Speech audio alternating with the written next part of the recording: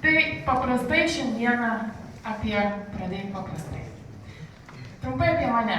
13 metų patirtis statybinių medžiagų, mažmeninės prekybos tinkle pirkimų skyriuje. Tikrai esu aistringa ir gera darybininkė.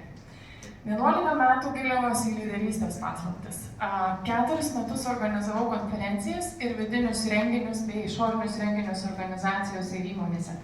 Viena iš tokių įdomesnių patirčių Compensa arenoje ir Siemens arenoje organizuotos konferencijos, koordinuojant ir organizuojant 100 savanorių darbą. 4 metai su tiesioginiais pardavimais ir rėmimo paieška. 3 metus gilinuosi į gyvasias organizacijas, asmeniškai nebetikiu hierarchiniam sistemom ir visą gyvenimą esu aktyvi tinklaveikininkė. Kodėl aš prisijungiau prie Pradėk paprastai komandos? Tai iš tiesų dirbau ir didelėse, ir mažose įmonėse. Ir tas suvokimas, kad žmogus didelėse įmonėse visgi yra tik sraigtelis. Kažkada teko nedalyvauti, o svečiuotis Izraelyje ir mane asmeniškai tikrai sužavėjo, kaip yra stipriai išvystytas smulkus verslas ten. Ir parsivežiau svajonę į Lietuvą, kad ir Lietuvoje smulkus verslas būtų stiprus ir klestėtų. Tai susėdom su Diana, pradėjom apie tai kalbėtis ir supratom, kad turim bendrų daug dalykų ir svajonių. Ir iš tikrųjų mane sužavėjo mūsų įmonės, dabar jau sakysiu, vizija. Ir nuo tada mes ir šokam tą paprastumo šokį. Tai dar keliais sakiniais apie mūsų įmonę.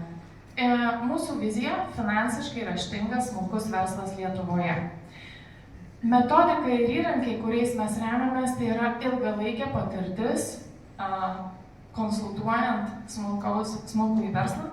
Iš tiesų, Diana kūrė pirmąjį verslo spiečių Lietuvoje, pirmąjį mentorių tinklą su Versle Lietuva. Šiai dienai yra jau konsultuota daugiau nei 2000 klientų ir iš tikrųjų yra išgryninta, surinkta metodika ir įrankiai, patys paprasčiausi ir patys svarbiausi smulkiam verslui, atmetant viską, kas yra sudėtinga ir nereikalinga. Tai tas išskirtinis gebėjimas sudėtingą verslo ir finansų kalbą išversti į suprantamą žmonių lietuvišką kalbą.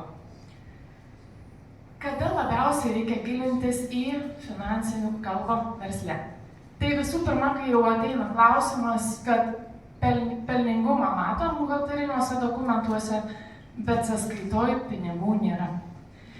Kai supranti, kad veiki chaotiškai ir niekaip nepavyksta pasiekti savo verslo tikslų, o gal galų gale jų ir neturi. Kai nutinka planuotas arba neplanuotas verslo augimas. Aš jums esu jau pasakojus istoriją, kad atėjo pas mus viena klientė, kuri iš 2 masažo vietų ne visai planuotai auga į didžiulį spa. Tai iš tikrųjų kartais yra augimas, viena smulkmena. Jie neturėjo jokio verslo plano, jokio finansinio skaičiavimo ir į mus kreipėsi mėnesis iki spa atidarymo.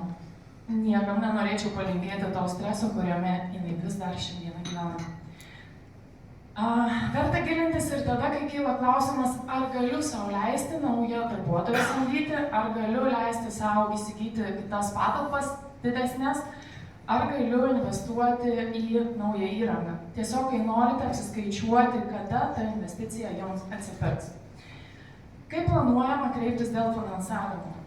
Neduos meluoti Mindaugas, paraiškų tikrai daug ir visgi labai mažai yra patvirtinama tų paraiškų. Ir viena iš priežasčių, nes verslas nepasiruošęs ir neturi finansinių įgūdžių. Išmokus verslo kalbą ateina aiškumas, tai visgi kokių veiksmų reikia, į kokius veiksmus reikia koncentruotis, kad versle pelnas didėtų. Ir kokių reikia galiausiai atsisakyti, kai suprantama, kad nuo tos vizijos sukuria, aš sakyčiau, netgi iliuziją sukuria verslo savininkai ir tikisi, kad dabar jau aš būsiu savo savininkas, turėsiu ženkliai daugiau laiko ir gaunasi viskas atvirkščiai. Pradedama dirbti efektyviau ir tikslingiau, nes nebegaištama laiko chaotiškam veikimui ir energijos neiššvaistome į šonus. ir negesinam gaisrų nuolat. Įgyjamas vienareikšmiškai didesnis konkurencinis pranašumas tarp kitų verslų ir, kaip ir minėjau, ženkliai sumažėja streso lygis. Adas turbūt tą galėtų tikrai patvirtinti. Šiandieną noriu koncentruoti ir atkreipti jūsų dėmesį. Birželio 18 dieną startuosime su praktiniais mokymais. Tai iš tiesų 6 susitikimų, praktinių susitikimų laikas smulkiojo verslo savininkams online formatu, kad galėtų dalyvauti ir Memelio atstovai.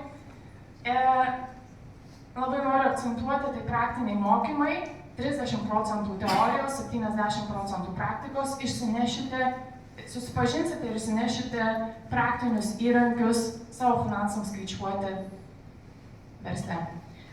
Kas nori apie šią problematiką daugiau pasigilinti, kviečiu pasiklausyti podcast'o, kur mokymų lektorės Diana ir Vilma dalinasi daugiau savo patirtim ir problematiką būtent versle.